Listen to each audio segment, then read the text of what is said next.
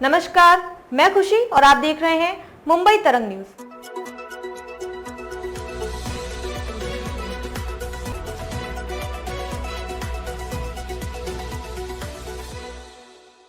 महाविकास आघाड़ी का गणित, क्या कांग्रेस ने उद्धव ठाकरे की नाजुक नब्ज पकड़ ली है? महाराष्ट्र में विपक्षी गठबंधन महाविकास आघाड़ी में सीट बंटवारे को लेकर पेंच फंसा हुआ है।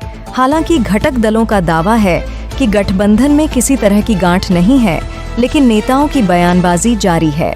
चर्चा तो यहां तक हो गई कि उद्धव ठाकरे गठबंधन से बाहर हो जाएंगे। हालांकि कांग्रेस ने कहा कि हम सब साथ में लड़ेंगे। वहीं शिवसेना यूबीटी सांसद संजय राउत ने भी साफ किया कि वो बीजेपी से हाथ नहीं मिलाएंगे।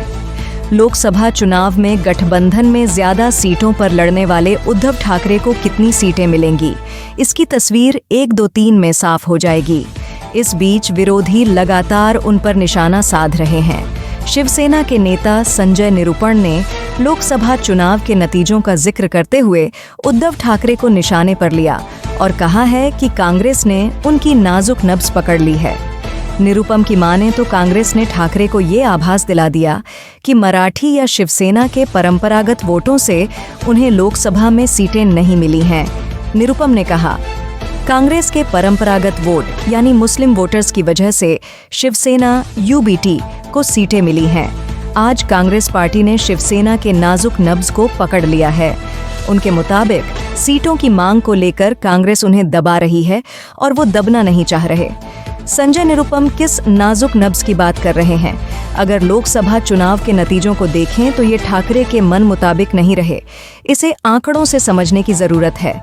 बीते लोकसभा चुनाव में एमवीएम में उद्धव की पार्टी ने सबसे ज्यादा सीटों पर चुनाव लड़ा था।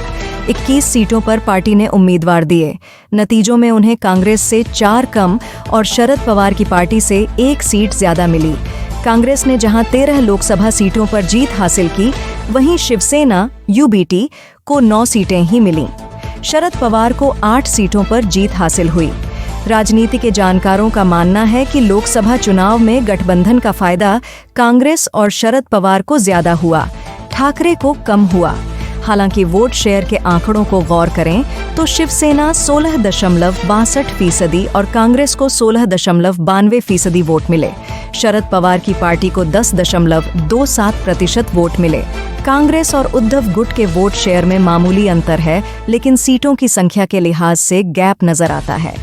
लोकसभा चुनाव के नतीजे जब आए तो ये चर्चा हुई कि उद्धव ठाकरे को मुस्लिम वोटर्स ने वोट किया। सार्वजनिक मंच से उन्होंने भी खुद इस बात को स्वीकार किया कि हर वर्ग ने उन्हें समर्थन दिया। इसके लिए उन्होंने मुस्लिम समुदाय के वोटर्स का जोर देकर धन्यवाद भी किया। मुस्लिम समुदाय को कांग्रेस का परंपरागत वोटर माना जाता रहा है। बीजेपी ने भी लोकसभा चुनाव के नतीजों के बाद कहा कि उद्धव ठाकरे को मुसलमानों ने वोट किया। अब सवाल है कि क्या इसकी वजह से सीट शेयरिंग में उद्धव ठाकरे पिछड़ रहे हैं? क्या लोकसभा चुनाव में ज्यादा सीटें मिलने के बाद भी कम सीटों पर जीत पाना उनकी पार्टी के लिए समस्या बन गई है? क्या लोकसभा चुनाव की तरह ही इस बार भी उनकी पार्टी को ज्यादा सीटें मिलेंगी? इस सवालों के जवाब आने बाकी हैं। उद्धव ठाकरे को हिंदू फायर ब्रांड नेता के तौर पर पहचानते जाते रहे हैं। वो पहले बीजेपी के साथ थे। उनके समर्थन से बीजेपी को सीएम की कुर्सी मिली। 2019 में ठाकरे अड़ गए और दोनों दलों का गठबंधन टूट गया। कांग्रेस और शरद पवार से हाथ मिलाकर उन्होंने महाविकास आघाड़ी की सरकार बनाई। ये सरकार 2022 तक चली और एकनाथ शिंदे की बगावत के बाद गिर गई। सवाल ये भी है कि क्या लोकसभा चुनाव की तरह विधानसभा चुनाव में मुस्लिम वोटर्स उद्धव ठाकरे को वोट करेंगे? क्या फायर ब्रांड नेता वाली छवि से उद्धव ठाकरे बाहर आ चुके हैं? खबरों में अब तक के लिए बस इतना ही। फिर होगी आपसे मुलाकात ऐसे ही एक और लेटेस्ट अपडेट के साथ। तब तक के लिए नमस्कार और बने रहिए मुंबई तरंग न्यूज पर। ऐसे ही ताज़ा अपडेट के लिए हमारे YouTube चैनल मुंबई तरंग न्यूज को सब्सक्राइब करें और तुरंत नोटिफिकेशन पाने के लिए बेल आइकन प्रेस करना ना भूलें। और यदि आप हमें फेसबुक के माध्यम से देख रहे हैं तो हमारे चैनल को फॉलो जरूर करें। धन्यवाद।